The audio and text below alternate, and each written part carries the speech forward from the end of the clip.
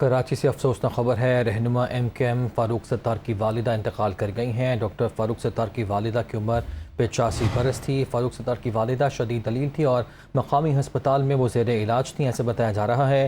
ان کی نماز جنازہ اور تدفین کا اعلان بعد میں کیا جائے گا۔ تفصیلات جان لیتے ہیں، ہمارے نمائندے شاہبیر ہمارے ساتھ موجود ہیں۔ شاہبیر بتائے گا۔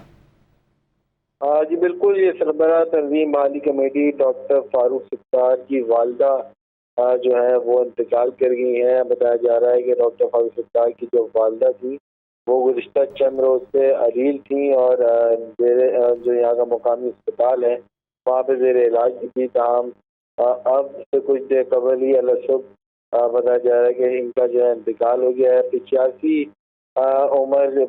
سال عمر جو ہے وہ ان کی بتائی جا رہی ہے، تاہم ڈاکٹر فاروق ستار کی جو والدہ ہیں ان کی نماز جنازہ اور تدفین کے حوالے سے تاحال اعلان نہیں کیا گیا ہے۔ بتایا جا رہا ہے کہ اب سے کچھ دیر بعد جو ہے ان کی تدفین اور جنازے کے حوالے سے بھی اعلان کیا جائے گا۔